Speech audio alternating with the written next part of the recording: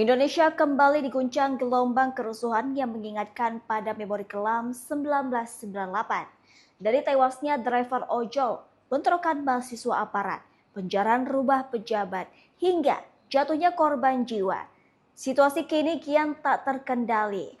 Para pakar menilai krisis kali ini bukan sekedar soal ekonomi, tapi runtuhnya kepercayaan publik terhadap elit politik.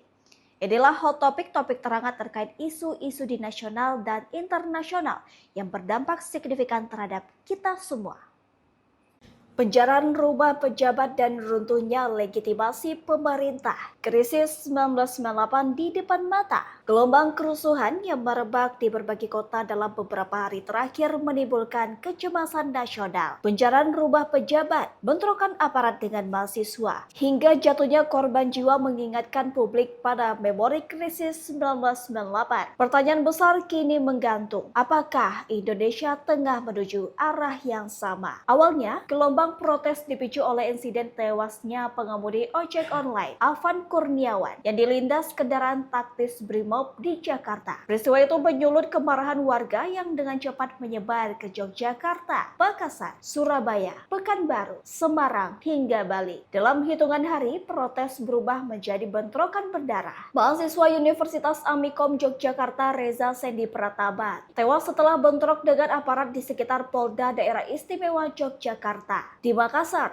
pembakaran gedung DPRD menewaskan sedikitnya 3 orang. Total korban jiwa dalam 4 hari mencapai 6 orang. Pada saat bersamaan, rumah pejabat negara dijarah secara terbuka. Rumah Menteri Keuangan Sri Mulyani di Tangerang Selatan menjadi sasaran. Menyusul penjarahan kediaman pribadi 3 anggota DPR, yakni Ahmad Saroni, Eko Patrio, dan Uya Kuya. Video penjarahan memperlihatkan perabot mewah, barang elektronik hingga koleksi pribadi diangkut massa tanpa bisa dicegah aparat. Banyak pihak melihat situasi ini sebagai buah dari kevakuman kepemimpinan. Peneliti senior Chelsea Viandika Jati Perkasa menegaskan, kita tidak punya trusted leadership, baik dari eksekutif maupun legislatif. Ini sumber kekacauan. Publik kehilangan figur yang bisa menenangkan dan mengarahkan. Menurutnya, DPR justru memperburuk keadaan dengan menyetujui kenaikan tunjangan perumahan saat rakyat menjerit. Arogansi elit inilah yang menjadi pemicu psikologis. Rakyat merasa ditinggalkan, ujarnya.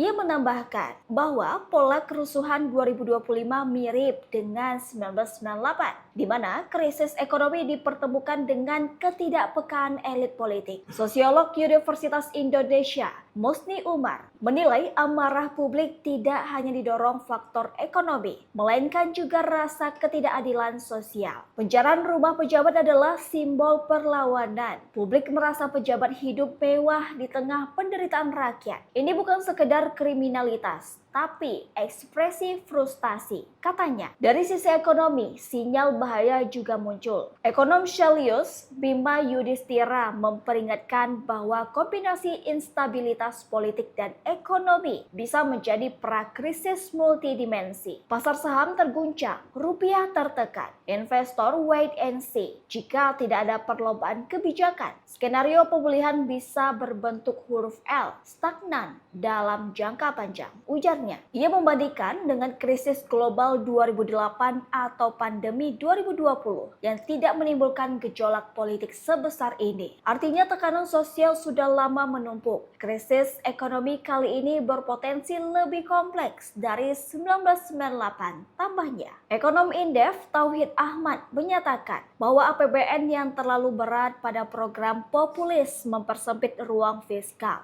Rakyat butuh solusi langsung, stabilitas harga, daya beli, dan pekerjaan. Jika pemerintah sibuk membiayai proyek mercusuar, legitimasi bisa runtuh, jelasnya. Direktur Setara Institut Hendardi mengingatkan bahwa aksi anarkis tidak identik dengan demonstrasi damai. Ada kontestasi kepentingan, ada konflik entrepreneur yang memanfaatkan protes untuk mendorong agenda politik tertentu. Kerumunan massa hanyalah permukaan, di baliknya ada aktor terlatih, ujarnya. Hal ini diperkuat oleh analis politik LIPI Syamsuddin Haris yang menilai retorika represif pemerintah justru berpotensi mempercepat delegitimasi. Instruksi untuk menindak tegas tanpa menyelesaikan akar masalah hanya akan memperbesar eskalasi. Rezim bisa dianggap represif seperti Orde Baru, katanya. Menurutnya, DPR dan partai politik seharusnya tidak absen saat publik marah. Para wakil rakyat malah keluar negeri atau berdiam diri. Ini menambah jurang ketidakpercayaan. Tambahnya, Presiden Prabowo Subianto menegaskan negara wajib hadir melindungi rakyat, namun juga menuduh adanya intervensi pihak asing dan upaya makar. Ia memberi mandat kepada TNI Polri untuk mengambil tindakan tegas. Menteri Pertahanan Syafri Syamsuddin bahkan menekankan agar aparat tidak ragu menghadapi penjarahan rumah pejabat. Sikap ini menimbulkan kritik karena dinilai lebih menekankan pendekatan keamanan ketimbang mencari jalan keluar politik. Pakar hukum tata negara Bivitri Susanti menilai respon pemerintah riskan mengarah pada darurat sipil atau bahkan darurat militer. Menggunakan kekerasan negara untuk menghadapi rakyat sendiri akan mengulang pola lama. Demokrasi bisa mundur puluhan tahun, ujarnya.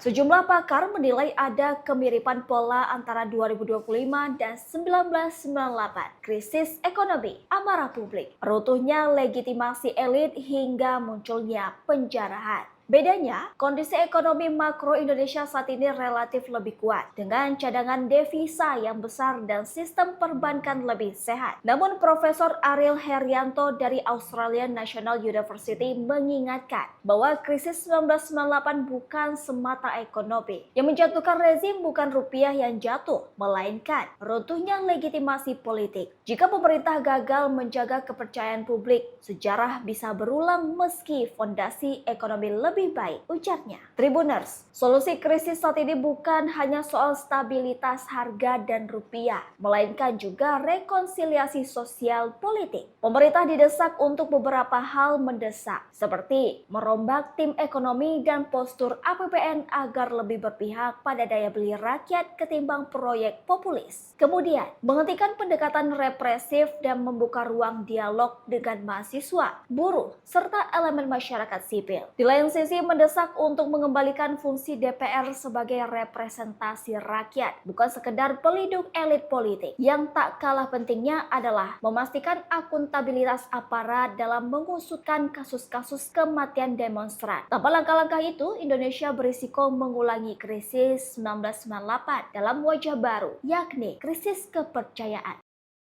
Download Tribun X sekarang, menghadirkan lokal menjadi Indonesia.